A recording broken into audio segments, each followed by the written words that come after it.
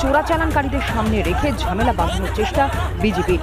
বন্দুক কেড়ে নিয়ে সীমান্তে অশান্তি ছড়ানোর নোংরা ছক ইউনূসের দুষ্কৃতী বাহিনীর। ভারতীয় দাদাগিরির দিন শেষ, এবার ইটের জবাব পাথর দিয়ে দিচ্ছে বাংলাদেশ।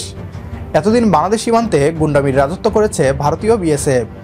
নির্বিচারে বাংলাদেশিদের উপর গুলি চালিয়েছিল তারা। জবাবে পাল্টা প্রতিরোধের মুখে পড়তে হয়নি তাদের। ছাত্র জনতার নতুন বাংলাদেশ ভারতের বিএসএফকে সেই সুযোগ আর দিচ্ছে না। বাংলাদেশ সীমান্তে দাদাগিরি করতে এসে এবার বিজেপি এবং বাংলাদেশি কৃষকদের হাতে গণধোলাই খেল ভারতের বিএসএফ। সীমান্তে বাংলাদেশিদের সাথে দাদাগিরি দেখানো বিএসএফের জওয়ানরা নতুন বাংলাদেশের বিজেপির সামনে যেন অসহায় হয়ে গিয়েছে। নির্বিচারে গুলি চালানো বিএসএফকে এবার জবাব দিতে হচ্ছে প্রতিটি বুলেটের। বলিউডের মুভিতে সুপারহিরো বিএসএফ জওয়ানদের দেখে অভ্যস্ত পশ্চিমবঙ্গের মিডিয়া অবাক হয়ে গিয়েছে। কিভাবে নতুন বাংলাদেশের তোপের মুখে পড়েছে ভারতীয় বিএসএফ, এ নিয়ে কি বলছে ভারতীয় পশ্চিমবাংলার মিডিয়া, বিস্তারিত থাকছে বিডিটিউবের আজকের এই ভিডিওতে। নির্বাচনকে আড়াল করতেই যুদ্ধের জিগির তুলছে এই মোহাম্মদ ইউনূস। যুদ্ধ জিগির তোলবার জন্য হাতিয়ার করা হচ্ছে চোরাচালানকারীদের, এমনকি বাংলাদেশ সেনাদেরকেও পর্যন্ত লেলিয়ে দিতে দেখা যাচ্ছে এই মোহাম্মদ ইউনূসকে। কিন্তু বিএসএফ ভারতের সীমান্তরক্ষী বাহিনীতে যারা রয়েছেন জওয়ানরা, তারা কিন্তু ধৈর্যের পরীক্ষা দিচ্ছেন। কিন্তু তারা যদি বেঁকে বসেন তাহলে কতটা বিপদের মধ্যে পড়তে পারে বাংলাদেশে তথা এই মোহাম্মদ ইউনূস, সে ব্যাপারে কি আদৌ আন্দাজ রয়েছে?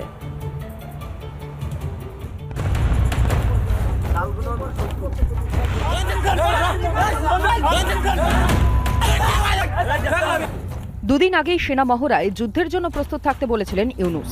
মহড়া থেকে কি বলেছিলেন ইউনূস, শুনুন আরও একবার। প্রস্তুতি নেন, যুদ্ধক্ষেত্র একই ব্যাপার, প্রস্তুতি বারে বারে করতে হয়, পারফেকশন, সার্বক্ষণিক প্রচেষ্টা চলতে থাকবে। কদিনের মধ্যে ইউনূসের টনিকে সীমান্তে উস্কানি শুরু করে দিল ইউনূসের উচ্চিংড়ে বাহিনী। একদিকে মালদা সীমান্তে ভারতীয় জমিতে কাঁটাতার বসানোর সময় ঝামেলা বিএসএফের,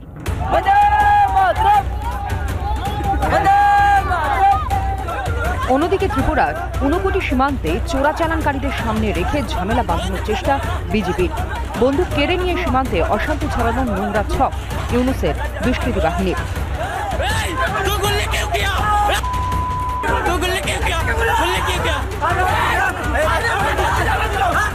যদিও অভিজ্ঞ বিএসএফের জওয়ান ইউনূসের সেই নোংরা পরিকল্পনায় জল ঢেলে দিয়েছে। হাজার প্ররোচনা সত্ত্বেও জীবন সংশয় থাকলেও কোনো পাল্টা আক্রমণ করেনি বিএসএফ। আসলে নির্বাচনের জন্য যতই চাপ আসছে ততই অস্থির হয়ে উঠছে ইউনূস। ভোট এড়াতে এখন ইউনূসের প্রয়োজন যুদ্ধ পরিস্থিতি। তাই বারবার ইচ্ছে করে ভারতীয় সীমান্তে উস্কানি দেওয়ার একটার পর একটা নোংরা খেলায় মেতেছে ইউনূস বাহিনী। সীমান্ত অশান্ত করে লাশের রাজনীতি এখন ইউনূসের একমাত্র উদ্দেশ্য। যুদ্ধের হুমকি বাংলাদেশ থেকে নয়, ভারত থেকেই দেয়া হয়েছিল। ছাত্র জনতার গণ অভ্যুত্থানে বিগত আওয়ামী লীগ সরকারের পতন কোনোভাবেই মানতে পারেনি ভারত। ডক্টর মোহাম্মদ ইউনূস ক্ষমতায় বসার আগেই ভারতকে সমমর্যাদার ভিত্তিতে বন্ধুত্বের প্রস্তাব দিয়েছিলেন। কিন্তু আমরা দেখেছি ভারত এই প্রস্তাবকে প্রত্যাখ্যান করে বাংলাদেশের অন্তর্বর্তীকালীন সরকারের বিরুদ্ধে ষড়যন্ত্র করতে থাকে। ভারতের কট্টর নেতারা বাংলাদেশের স্বাধীনতা এবং সার্বভৌমত্বকে বুড়ো আঙুল দেখিয়ে দখল করে নেয়ার হুঙ্কার দিয়েছিল। বাংলাদেশ কি এসব দেখে আঙুল চুষবে? পাল্টা জবাব বাংলাদেশও দেয়। ভারতের ইটের জবাব পাথর দিয়ে দেয় নতুন বাংলাদেশ।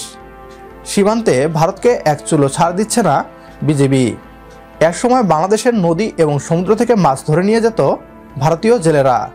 নতুন বাংলাদেশের বিজেপি এবং কোস্টগার্ড এখন কান ধরে জেলে ঢুকাচ্ছে ভারতীয় জেলেদের। বিএসএফের জওয়ানরাও ছাড় পাবে না।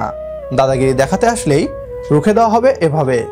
বিজেপির এমন কর্মকাণ্ডকে সমর্থন করলে কমেন্ট বক্সে ইয়েস লিখে জানিয়ে দিন আমাদের। সেই সাথে ভিডিও শেয়ার করে দেখার সুযোগ করে দিন আপনার বন্ধুদের। পরবর্তী ভিডিও দেখার আমন্ত্রণ জানিয়ে বিদায় নিচ্ছি আজ। আল্লাহ হাফেজ।